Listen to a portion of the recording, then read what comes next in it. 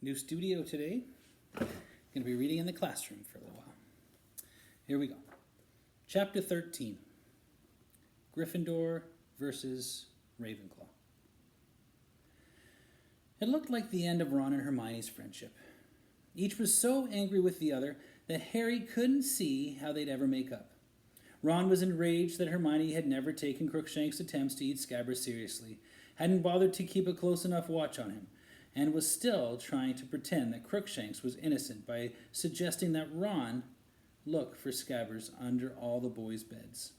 Hermione, meanwhile, maintained fiercely that Ron had no proof that Crookshanks had eaten Scabbers, that the ginger hairs might have been there since Christmas, and that Ron had been prejudiced against the cat ever since Crookshanks had landed on Ron's head in the magical menagerie. Personally, Harry was sure that Crookshanks had eaten Scabbers, and when he tried to point out to Hermione that the evidence all pointed that way, she lost her temper with Harry too. Okay, said Ron. Okay, side with Ron. I knew you would, she said shrilly. First the Firebolt, now Scabbers. Everything's my fault, isn't it? Just leave me alone, Harry. I've got a lot of work to do. Ron had taken the loss of his rat very hard indeed. Come on, Ron. You were always saying how boring Scabbers was, said Fred bracingly, and it's been off color for ages. He was wasting away. It was probably better for him to snuff it quickly, one swallow. He probably didn't even feel a thing. Fred, said Ginny indignantly. All he did was eat and sleep, Ron. You said it yourself, said George. He bit Goyle for us once, Ron said miserably. Remember, Harry? Yeah, that's true, said Harry. His finest hour, said Fred, unable to keep a straight face. Let the scar on Goyle's finger stand as a lasting tribute to his memory. Oh, come on, Ron, get yourself down to Hogsmeade and buy a new rat. What's the point in moaning? In a last-ditch attempt to cheer Ron up, Harry persuaded him to come along to the Gryffindor's team final practice before the Ravenclaw match, so that he could have a ride on the Firebolt after they'd finished. This did seem to take Ron's mind off Scabbers for a moment. Great! Can I try and shoot a few goals on it? So they set off for the Quidditch field together. Madam Hooch, who was still overseeing Gryffindor practices to keep an eye on Harry, was just as impressed with the Firebolt as everyone else had been. She took it in her hands before takeoff and gave them the benefit of her professional opinion. Look at the balance of it! If the Nimbus series has a fault, it's a slight list to the tail end. You often find they develop a drag after a few years. They've updated the handle too. A bit slimmer than the clean sweeps. Reminds me of the old silver arrows. A pity they stopped making them. I learned to fly on one, and a very fine old broom it was too. She continued in this vein for some time until Wood said, Madam Hooch, is it okay if Harry has a Firebolt back? We need to practice. Oh, right. Here you are then, Harry, said Madam Hooch. I'll sit over here with Weasley. She and Ron left the field to sit in the stadium, and the Gryffindor's team gathered around Wood for his final instructions for tomorrow's match. Harry, I've just found out who Ravenclaw is playing as Seeker. It's Cho Chang. She's a fourth year, and she's pretty good. I really hope she wouldn't be fit. She's had some problems with injuries. Wood scowled his displeasure that Cho Chang had made a full recovery, and then said, on the other hand, she rides a Comet 260, which is going to look like a joke next to the Firebolt.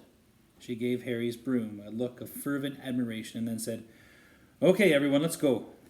At long last, Harry mounted his Firebolt and kicked off from the ground. It was better than he'd have dreamed. The Firebolt turned with the slightest touch. It seemed to obey his thoughts rather than his grip. It sped across the field at such speed that the stadium turned into a green and gray blur. Harry turned it so sharply that Alicia Spinnet screamed. Then he went into a perfectly controlled dive, brushing the grassy field with his toes before rising 30, 40, 50 feet into the air again. Harry, I'm letting go of the snitch now, Wood called. Harry turned and raced a bludger towards the goal posts. He outstripped it easily, saw the snitch dart out from behind Wood, and within 10 seconds had caught it tightly in his hand. The team cheered madly. Harry let go of the snitch again, gave it a minute's head start, then tore after it, weaving in and out of the others. He spotted it lurking near Katie Bell's knee, looped her easily, and caught it again. It was the best practice ever. The team, inspired by the presence of the Firebolt in their midst, performed their best moves faultlessly. And by the time they hit the ground again, Wood didn't have a single criticism to make, which, as George Weasley pointed out, was a first. "I can't see what's going to stop us tomorrow," said Wood. "Not unless... Harry, you've sorted out your Dementor problem, haven't you?" "Yeah," said Harry, thinking of his feeble Patronus and wishing it was stronger. "The Dementors won't turn up again, Oliver. Dumbledore would go ballistic," said Fred confidently. "Well, let's hope not," said Wood. "Anyway, good work, everyone. Let's get back to the tower. Turn in early." "I'm staying out for a bit. Ron wants to go on the Firebolt," Harry told Wood. And while the rest of the team headed off to the locker rooms, Harry strode over to Ron, who vaulted the barrier to the stands and came to meet him. Madame Hooch had fallen asleep in her seat. "Here you go," said Harry, handing Ron the Firebolt. Ron, an expression of ecstasy on his face, mounted the broom and zoomed off into the gathering darkness, while Harry walked around the edge of the field, watching him. Night had fallen before Madame Hooch awoke with a start, told Harry and Ron off for not waking her, and insisted that they go back to the castle. Harry shouldered the Firebolt, and he and Ron walked out of the shadowy stadium, discussing the Firebolt's superbly smooth action, its phenomenal acceleration, and its pinpoint turning. They were halfway towards the castle when Harry, glancing to his left, saw something that made his heart turn over, a pair of eyes gleaming out of the darkness. Harry stopped dead, his heart banging against his ribs. "What's the matter?" said Ron. Harry pointed. Ron pulled out his wand and muttered, "Lumos!" A beam of light fell across the grass, hit the bottom of a tree, and illuminated its branches. There, crouching among the budding leaves, was Crookshanks. "Get out of here!" Ron roared, and he stomped down and seized a stone lying on the grass.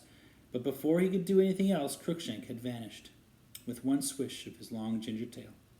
"See?" Ron said furiously, chucking the stone down again. "She's still letting him wander about wherever he wants, probably washing down Scabbers with a couple of birds now." Harry didn't say anything. He took a deep breath as relief seeped through him. He had been sure for a moment that those eyes had belonged to the Grim. They set off for the castle once more, slightly ashamed of his moment of panic. Harry didn't say anything to Ron, nor did he look left or right until they reached the well-lit entrance hall. Harry went down to breakfast the next morning with the rest of the boys from the dormitory, all of whom seemed to think the Firebolt deserved a sort of guard of honor. As Harry entered the great hall, heads turned in the direction of the Firebolt, and there was a good deal of excited muttering. Harry saw with enormous satisfaction that the Slytherin team were all looking thunderstruck. "Did you see his face?" Ron said gleefully, looking back at Malfoy. "He can't believe it. This is brilliant." Wood, too, was basking in the reflected glory of the Firebolt. "Put it here, Harry," he said, laying the broom on the middle of the table and carefully turning it so that its name faced upwards. People from the Ravenclaw and Hufflepuff tables were soon coming over to look. Cedric Diggory came over to congratulate Harry on having acquired such a superb replacement for his Nimbus. And Percy's Ravenclaw girlfriend, Penelope Clearwater, asked if she could actually hold the Firebolt. Now, Penny, no sabotage," said Percy heartily, as she examined the Firebolt closely. "Penelope and I have a bet on," he told the team. 10 galleons to the outcome of the match." Penelope put the Firebolt down again, thanked Harry, and went back to her table. "Harry, make sure you win," said Percy in an urgent whisper. "I haven't got 10 galleons." "Yes, I'm coming, Penny." And he bustled off to join her in a piece of toast. "Sure you can manage that broom, Potter?" said a cold, drawling voice. Draco Malfoy had arrived for a closer look, Crabbe and Goyle right behind him. "Yeah, I reckon so," said Harry casually. "Got plenty of special features, hasn't it?" said Malfoy, eyes glittering maliciously. "Shame it doesn't come with a parachute, in case you get too near a Dementor." Crabbe and Goyle snickered. "Pity you can't attach an extra arm to yours, Malfoy," said Harry. "Then it could catch the snitch for you." The Gryffindor team laughed loudly. Malfoy's pale eyes narrowed, and he stalked away. They watched him rejoin the rest of the Slytherin team, who put their heads together, no doubt asking Malfoy whether Harry's broom really was a Firebolt. At 11:15, the Gryffindor team set off for the locker rooms. The weather couldn't have been more different from their match against Hufflepuff. It was a clear, cool day with a very light breeze. There would be no visibility problems this time, and Harry, though nervous, was starting to feel the excitement only a Quidditch match could bring. They could hear the rest of the school moving into the stadium beyond. Harry took off his black school robes, removed his wand from his pocket, and stuck it inside his t-shirt, which he was going to wear under the Quidditch robes. He only hoped he wouldn't need it. He wondered suddenly whether Professor Lupin was in the crowd watching. "You know what we've got to do," said Wood, as they prepared to leave the locker rooms. "If we lose this match, we're out of the running. Just fly like you did at practice yesterday, and we'll be okay." They walked out onto the field to a tumultuous applause. The Ravenclaw team, dressed in blue, were already standing in the middle of the field. Their seeker, Cho Chang, who was the only girl on their team, was shorter than Harry by about a hand, and Harry couldn't help noticing, nervous as he was, that she was extremely pretty. She smiled at Harry as the team faced each other behind their captains, and he felt a slight lurch in the region of his stomach that he didn't think had anything to do with nerves. "Wood! Davis! Shake hands!" said Madame Hooch briskly, and Wood shook hands with the Ravenclaw captain. "Mount your brooms! On my whistle! 1, 2, 3!" Harry kicked off into the air, and the firebolt zoomed higher and faster than any other broom. He soared around the stadium and began squinting around for the snitch, listening all the while to the commentary, which was being provided by the Weasley twins' friend, Lee Jordan. "And they're off. And the big excitement of this match is a firebolt that Harry Potter is flying for Gryffindor, according to which broomstick the firebolt's going to be the broom of choice for the national team in this year's World Championships. Jordan, would you mind telling me what's going on in the match?" interrupted Professor McGonagall's voice. "Right you are, Professor. Just giving a bit of background information. The firebolt, incidentally, has a built-in auto-brake and... Jordan! Okay. Gryffindor in possession. Katie Bell of Gryffindor heading for goal." Harry streaked past Katie in the opposite direction, gazing around for a glint of gold, and noticed that Cho Chang was tailing him closely. She was undoubtedly a very good flyer. She kept cutting across him, forcing him to change direction. "Show her your acceleration, Harry!" Fred yelled as he whooshed past in pursuit of a bludger that was aiming for Alicia.